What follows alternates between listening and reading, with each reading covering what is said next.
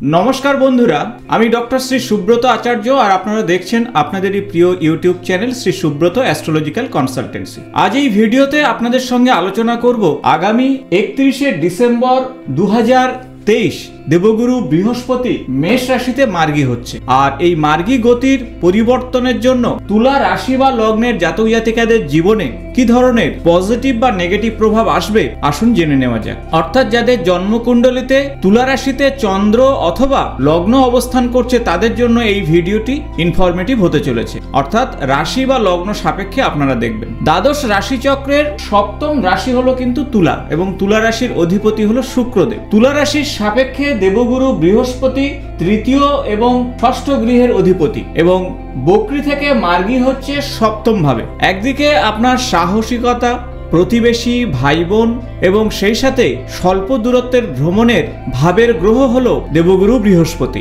অন্যদিকে রোগ, ঋণ, রিপু, শত্রু ইত্যাদির বিষয়ের গৃহের অধিপতি হলো দেবগুরু বৃহস্পতি। তাই তৃতীয় এবং ষষ্ঠ গৃহের অধিপতি হয়ে সপ্তম গৃহে অবস্থান আপনাদের জন্য বেশ কিছু পজিটিভ এবং বেশ কিছু নেগেটিভ প্রভাব নিয়ে আসবে। বিশেষত সপ্তম ভাব হলো আপনার বৈবাহিক সম্পর্ক, আপনার ব্যবসা সংক্রান্ত বিষয়, যে কোনো রিলেশনশিপ, পার্টনারশিপ ইত্যাদির বিষয়ে বিচার করা হয়। তাই তৃতীয় এবং ষষ্ঠ গৃহের অধিপতি সপ্তম ভাবে মার্গী হওয়ার জন্য আপনার জীবন সঙ্গী বা সঙ্গিনীর শরীর স্বাস্থ্যের বিষয়ে অবশ্যই সতর্ক থাকুন। বিশেষত অ্যাকুইট কিছু ইলনেস সমস্যায় ফেলতে পারে। এই সময়ে যারা অর্থ ইনভেস্ট করতে চাইছেন তাদের জন্য বলবো খুব ভেবেচিন্তে আপনারা অর্থ ইনভেস্ট করবেন। ষষ্ঠ গৃহের অধিপতি সপ্তমে অবস্থান করছে, তাই সপ্তম গৃহে ষষ্ঠ গৃহের অধিপতি থাকার জন্য পার্টনারশিপ ব্যবসাতে কিছুটা সমস্যার কারণ হতে পারে। চোখ কান খোলা রেখে তবেই ইনভেস্ট করুন। অন্ধের মতন বিশ্বাস করবেন না আপনার পার্টনারকে, তাহলে কিন্তু সমস্যায় পড়তে পারেন।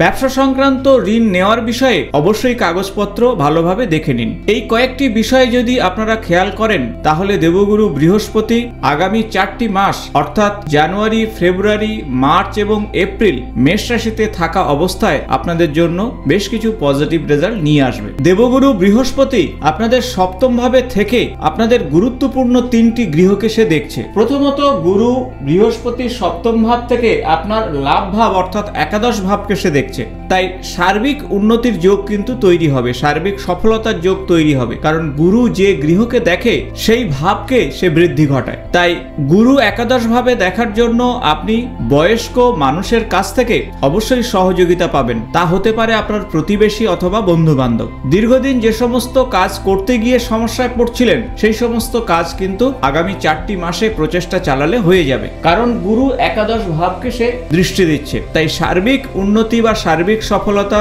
এই সমস্ত বিষয়ে আপনারা অবশ্যই পজিটিভ রেজাল্ট পাবেন। দ্বিতীয় যে দৃষ্টির কথা বলবো তা হলো দেবগুরু বৃহস্পতির সপ্তম দৃষ্টি আপনার রাশি বা লগ্নের উপরে থাকছে।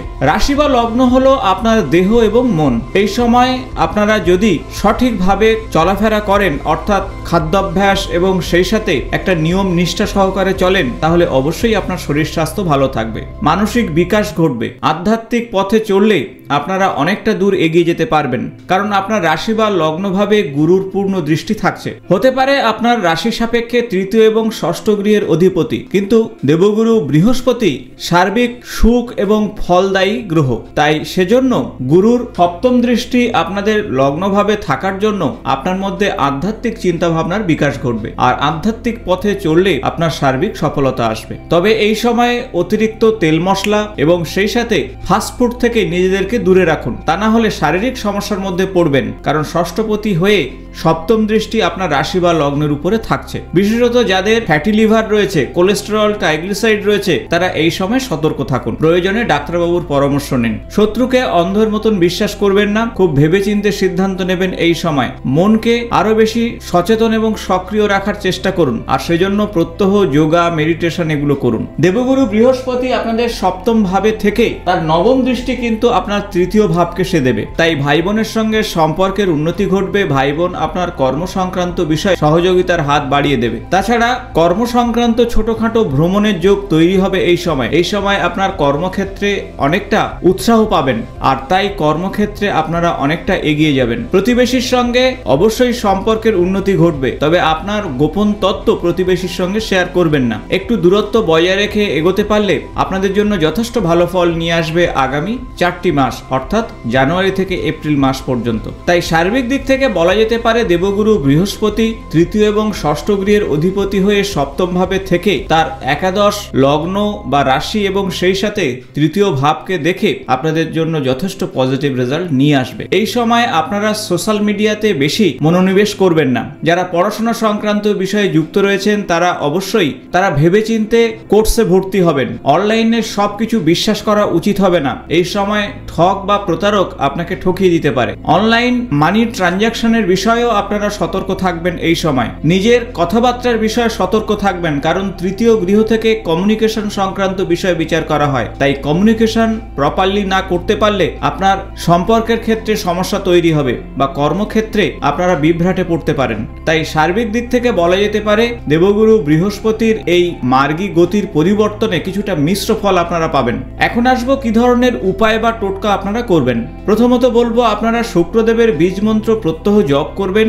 ওম শুক্রায় নমঃ এই মন্ত্র 108 বার করে জপ করলে অত্যন্ত শুভ ফল পাবেন এবং সন্ধ্যার সময় এই মন্ত্র জপ করবেন। অন্যদিকে ভগবান বিষ্ণুর উদ্দেশ্যে ওম নমঃ ভগবতে বাসুদেবায় এই মন্ত্র জপ করতে করতে তুলসী গাছের গোড়াতে জল নিবেদন করবেন। তবে রবিবার বাদ দিয়ে আপনারা জল দেবেন, তাহলে ভগবান বিষ্ণুর কৃপায় অত্যন্ত পজিটিভ রেজাল্ট আপনাদের জীবনে আসবে। সূর্যদেবের উদ্দেশ্যে জল অবশ্যই অভিষেক করবেন প্রত্যেকদিন সকালে স্নানের পরে তামার ঘটিতে সূর্যদেবের উদ্দেশ্যে জল অর্ঘ্য দেবেন বা নিবেদন করবেন। সঙ্গে ওম ঘৃণী সূর্যায় নমঃ এই মন্ত্র 108 বার কিংবা 21 বার জপ করলে অত্যন্ত শুভ ফল আসবে আপনাদের। শনিদেবের বীজ মন্ত্র অবশ্যই জপ করবেন। শনিদেব আপনাদের রাশি সাপেক্ষে চতুর্থ এবং পঞ্চম গৃহের অধিপতি, আর সেজন্য প্রতিদিন সন্ধ্যার সময় ওম প্রাম প্রিম প্রম সহা শনিশ্চরায় নমঃ এই মন্ত্র জপে অত্যন্ত শুভ ফল আসবে আপনাদের। আশা করব ভিডিওটি ইনফরমেটিভ হয়েছে। ভালো লাগলে বন্ধুদের সঙ্গে অবশ্যই শেয়ার করবেন। নতুন কোনো রাশি বা লগ্নের বিষয়ে আগামী ভিডিওতে আপনাদের সঙ্গে আলোচনা করব। আজ এই পর্যন্ত, নমস্কার।